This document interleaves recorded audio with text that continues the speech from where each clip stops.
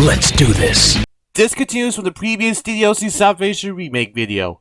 Let's get into it.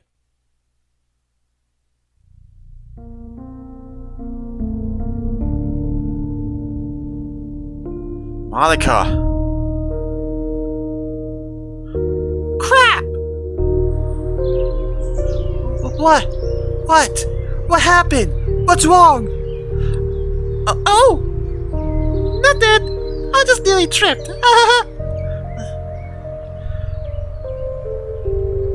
You never swore like that before.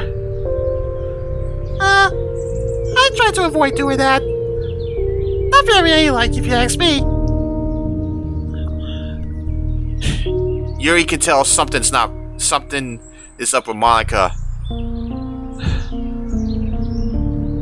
Yeah, she can tell something. Yuri can tell Monika isn't the same. Are you sure you're okay?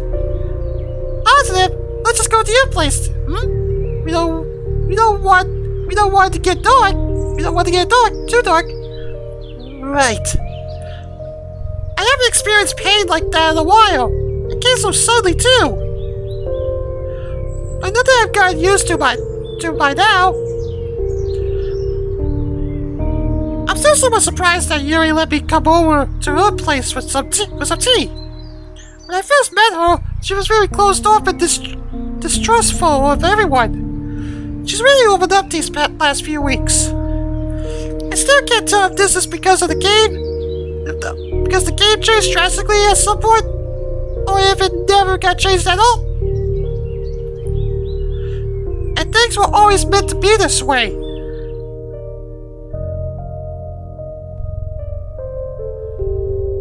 Whoa. Wait, have I seen this background before? I think this is reminding me of Exit Music Redux, but it was darker. It was during the nighttime, honestly. Anyway, Yuri invites me into her home after walking a few more blocks. Wow! I'm absolutely stunned. This one never ceases to amaze me with all these new interiors. It's not much. I decorated it as I saw fit. It's a lovely place. You live here all by yourself? Isn't that obvious? Yeah. Got a club lesson intuition. I scratch my head nervously as Yuri gives me an acquaintive look. I do live here on my own. I was very fortunate to have someone in the family pass it down to me. I see. I understand that. No need to get into any more details. Right.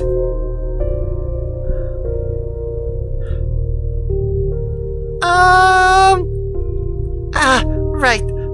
Let me get the tea started. Yuri scurries up to the kitchen gracefully. She's still as shy as ever. Probably not very used to having someone over. But I guess that makes her more like me than I previously could have guessed. Yuri lives the furthest away from all the other members, so she doesn't have an easy way to hang out if she really wanted. I take one more glance around the room before inviting myself to sit on her soft brown couch. Good thing I brought this along. I'm really planning ahead for this. I brought along my casual outfit to change out of. Yuri? May I use your bathroom? What? Oh, yeah, of course.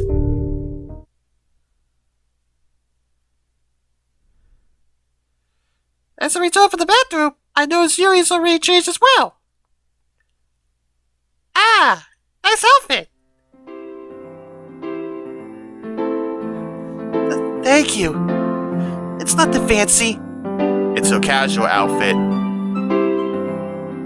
Well, it sure looks comfy. That's all that matters. Indeed. Here's your cup of tea. Feel free to have a seat.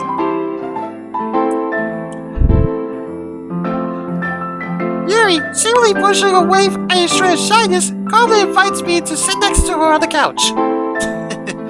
I carefully take a sip of my tea, allow myself to fully embrace all the various scenes that follow. The warm steam brushing against my lips, the delightful aroma, and even the slight pain that comes with it. Is that chamomile tea? It is indeed. Thanks for noticing. It's good for calming the nerves. So it works wonderfully for me. You don't need to be shy around me. We're friends after all. I've wondered about that for a very long time. Is it because of...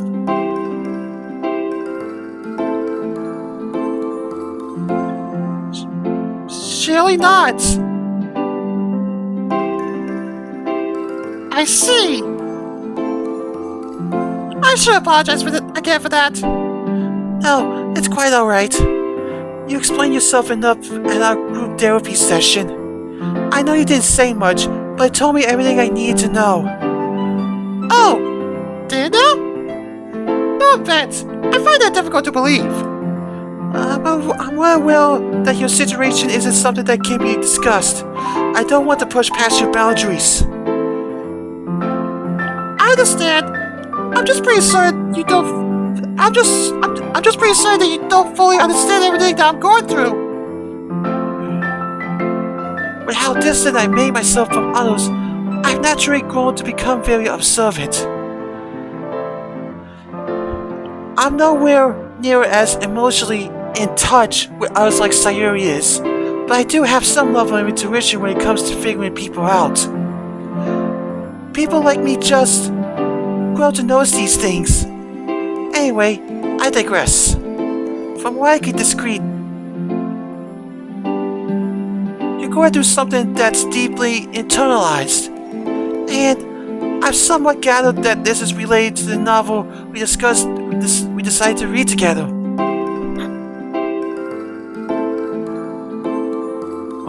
Monika is shocked. This idea of learning that all your loved ones are just actors in a show, your entire life was just a script broadcast to the entire world. It's such a far-fetched and unique idea, and yet it's completely plausible, isn't it? Wow. Damn. Yeah, I agree with that. But I wasn't lying when I said I could never talk about the specifics. I understand. Let's talk about something else then. Man. Gotta hand it to Yuri, though. Yuri's enthusiasm to continue with something else surprised me. I was somewhat afraid that she'd continue to pursue, but that didn't happen. I guess even though I treated her horribly not too long ago, her compassion still holds true. Well, I can't really think of anything simple to talk about. I glanced around the room for ideas. There was a bookshelf sitting nearby, with an assortment of novels neatly organized.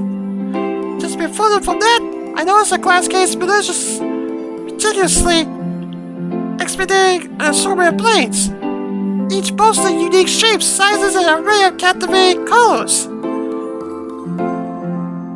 Her knife collection. Ah! I was looking for that! Huh? Looking for what? Tell me about that!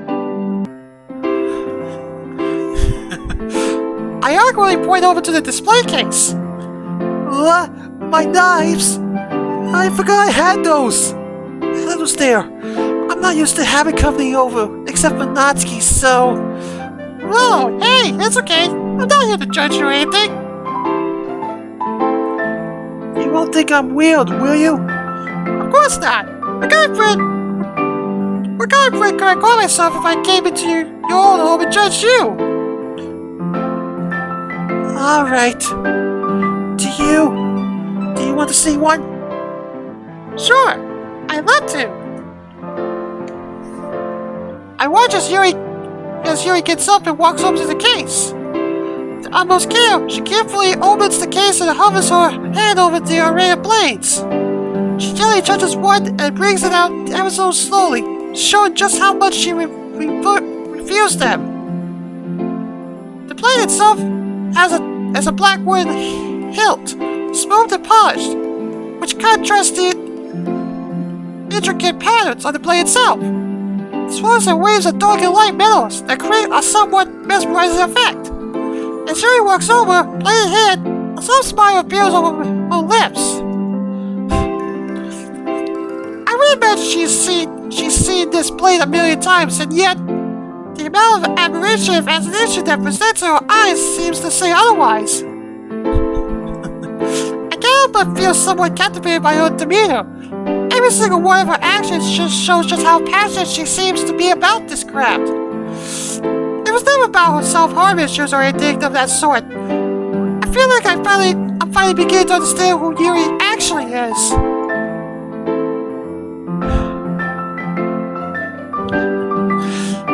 Here's one of my favorite blades.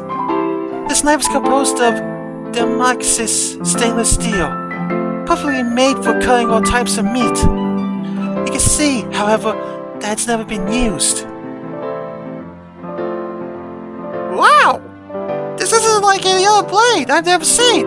It's amazing. It really is, isn't it? When did you start collecting knives? Was there anything that inspired you to start? I'm not quite sure. For as long as I can recall, I've never really shown off to anybody before. Well, there's nothing to be ashamed of. This is very cool.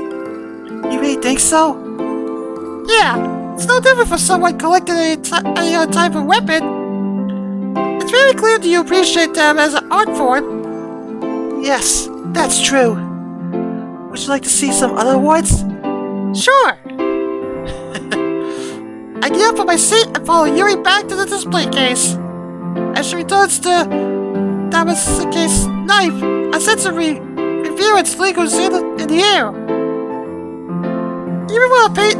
Even while placing it back in the case, her actions are deliberate and gentle, ensuring that the knife was back in its place with the utmost care.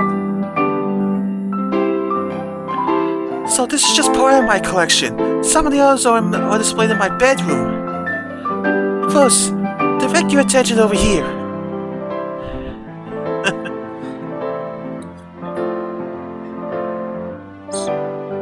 She delicately points towards a long curved sword sitting comfortably above the display case. Oh wow! This looks like a katana! Is that what it is? Well, that's not wrong. More specifically, it's called the Shingoto sword. Non-commissioned officers use these in World War II. My favorite fact about this sword is that the handle isn't actually made of cloth, even though it looks like it is at first glance. Huh? Really? I took a closer look and sure enough, the handle actually seems to be made out of copper. Oh, yeah! Look at that! The sword belonged to my great-grandfather, who served in the military during that time.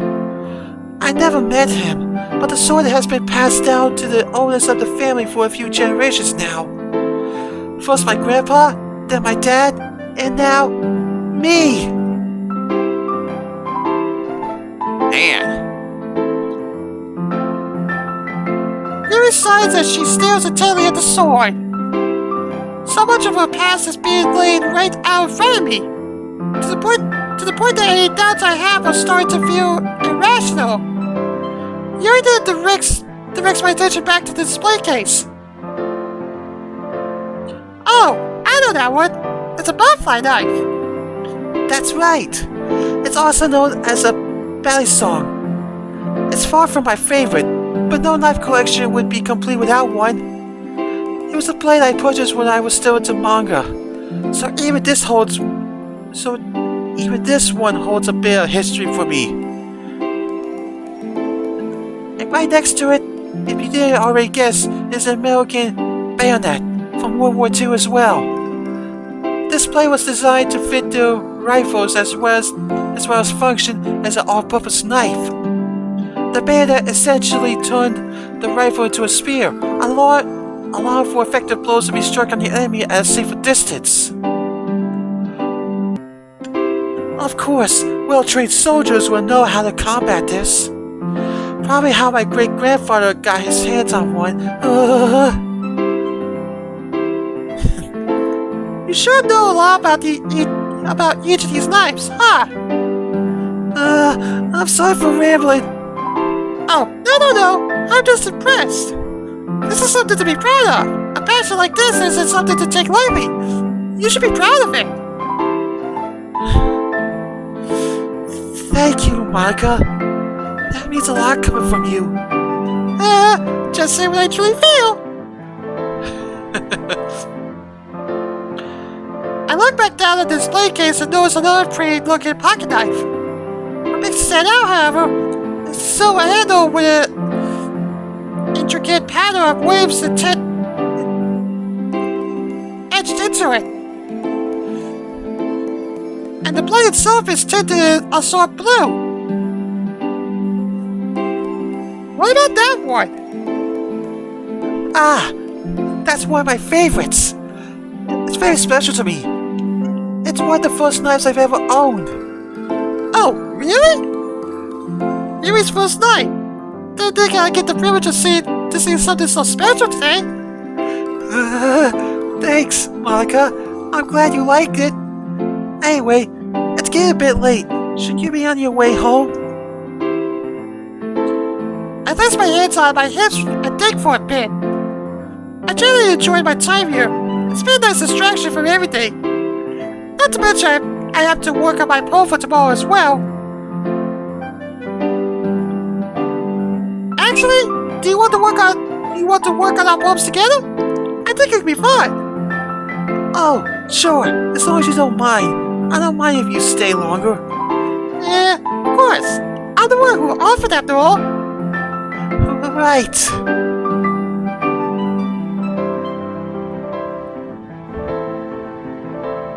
As night falls, Yuri closes the curtains and brings out a few poem writing tools. There's some paper, pens, pencils, and is that an aromatherapy diffuser? Yes. Is that okay?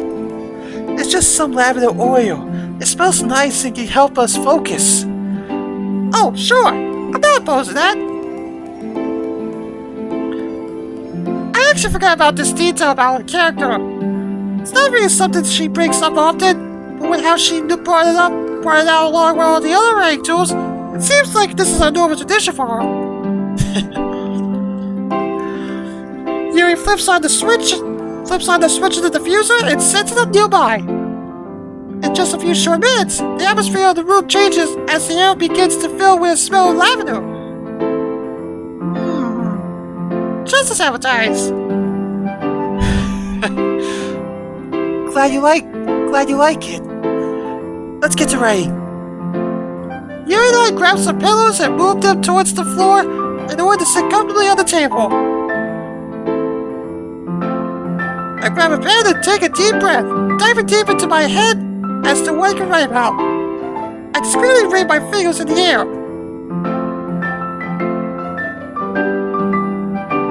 Phew! What is it? Oh, nothing! Guess I'm stronger to start, I guess. Which you don't seem to be having much trouble with. I glance over Yuri's paper, which is already 3 lines long. She quickly places both hands over it. It's not ready yet. It's just a rough draft. No worries, I won't look until it's ready. It's halfway. I noticed it's halfway. While distracted, I wave my fingers in the air again to hide the concept from you. I do have something else to try, but you might disapprove. Well, now you may have now you have my attention. Yuri gets up from her seat and walks to her kitchen fridge. She opens it up and... Yuri! Oh, the wine bottle! You know, I forgot about that! Oh, man. Somewhat surprisingly, Yuri pulls out a small wine bottle identical to the one she brought to the club a long time ago. I smile thinking back to that day.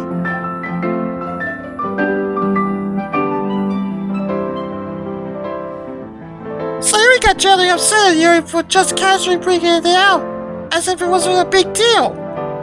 But now that I'm looking back, I felt kind of bad for her. She was only trying her best to fit in, and knowing what I know now, she was only doing it because she thought it was the right thing to do. Of course, as club president, there was no way I was going to go to underage drinking. But we are in the club right now, are we? No, you're not. I'm surprised you still have that. You're a little bit of a rascal, aren't you? I would say that. Hey, I'll let you in a little secret. I was honestly kind of curious to try it out. Don't tell Sayori I said that though. She'll never let me hear the end of it. But you understand why I just couldn't let that happen, right? Of course. Well, would you like to try some? I'm not much of a drinker myself, but it does help me relax when trying to write something. I should absolutely scold you for underage drinking. We could get in big trouble for this. But I won't tell if you will. Sounds good. Uh-oh. Yuri grabs 2 wine glasses from her cupboard and brings them over to the table. Let's just hope that Natsuki, Sayori, and MC don't find out about this one. Especially Sayori. You'll never hear the end of it, Monika. Yuri grabs 2 wine glasses from her cupboard and brings them over to the table. I begin to feel my heart race and my head shake as the excitement of trying alcohol for the first time begins to flow throughout my body. It's thrilling. Going against what society seems to be wrong. As Yuri pours me a glass, she's as delicate as ever, showing that this isn't the first time she's poured herself a drink. The drink itself is a dark purple, and the mere sight of it sends slight shivers down my spine, but in a good way. You know, I should probably mention that I still do not condone underage drinking. This is what they warned us about in middle school. Peer pressure. You don't have to drink it if you don't feel comfortable. No, I'm going to drink it. I just want you to know that this does not mean I'm going against my morals. Of course, Monika. Oh boy. Yuri sits back down on the pillow, drinking it, and returns to her poem. I, on the other hand, am staring into my wine glass intently. I swirl it around gently, like how I've seen actors in movies do. As I raise the glass to my lips, my hand begins to shiver with anticipation. The weight of the wine glass feels so foreign. The aromatics set. The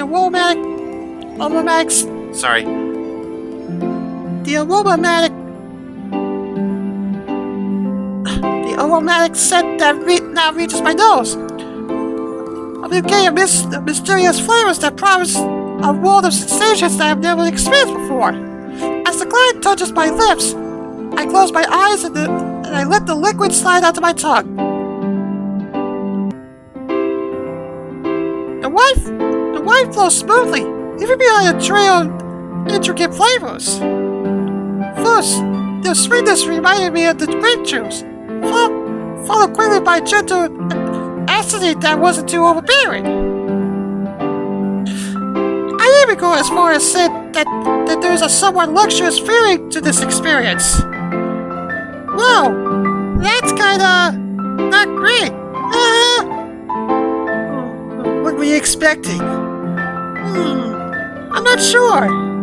I guess I expected it to taste a little more sweet. I had that thought at first too. It's always a bit of an acquired taste. Yuri returns to her bulb, and I figure I should do the same. As time passes and I drink more wine, I can feel my creative juices flowing once again. Introspective. Ah, I got it. I place my pen onto the paper and I begin to write.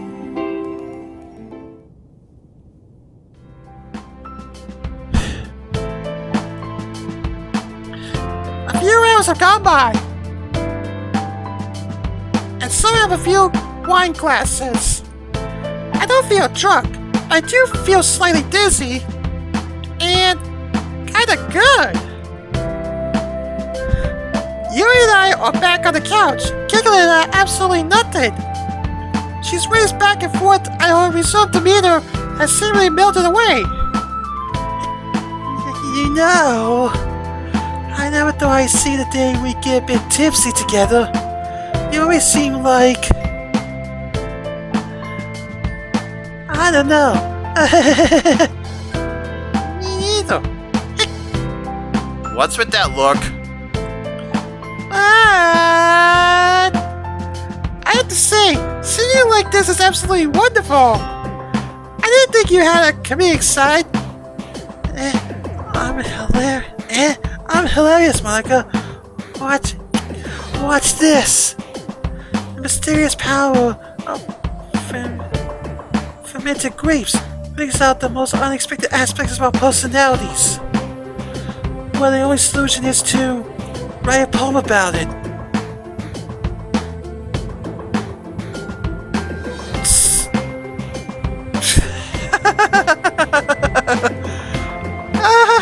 That wasn't funny at all. What the hell was that?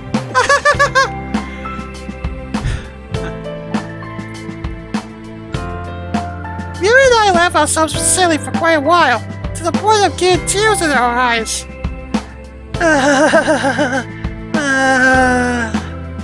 That was good. I need a laugh like that.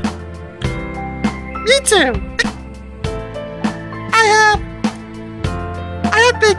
I've been going through it, Yuri. I've been through the damn ringer. Really? Yep. My life is an absolute mess. Are you even real, Yuri? Huh?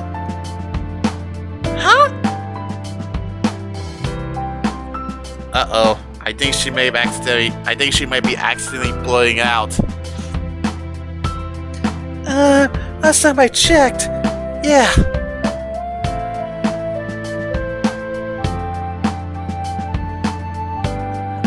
I tried to poke at Yuri's left arm to confirm, but she quickly retreats, and I end up poking her boob. Hey, slow down, Captain. Sorry. I'm not okay, Yuri.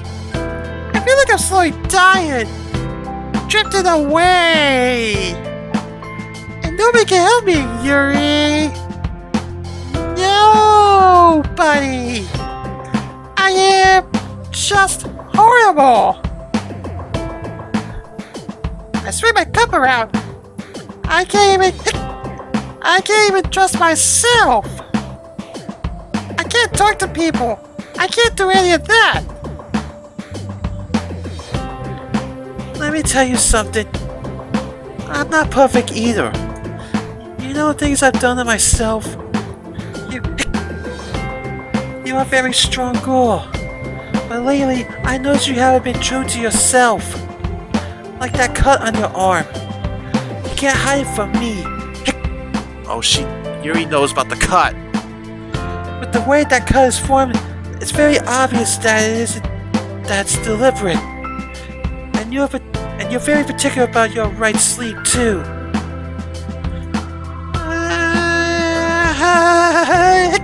You caught me! And another thing, you keep changing up. First you act distant, then you act rude and mean, kicking me out of the club, and now you're all nice again. You need to figure out yourself out, Monika. Realize who you really are. Yeah, I guess you're kinda right. But hey! I grab my empty glass and raised it in the air. Cheers to the Lucha Club, huh? And to the unexpected. Cheers! Our glasses clink together and we pretend to drink. At least I think we pretend. I totally forgot I didn't have anything to drink. Oh, oops. Hey, did you mind my stay over tonight? It's a roller from home, and it's very late now. Of course you can stay. I think I'm going to knock out right here.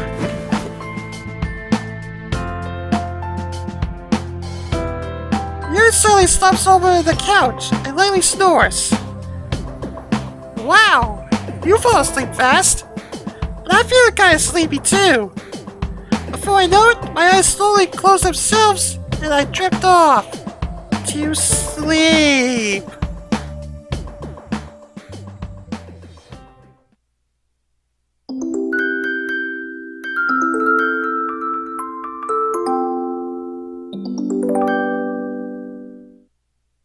Hey guys, thanks for watching the video. If you enjoyed it, smash that like button and let me know in the comments below your thoughts and opinions.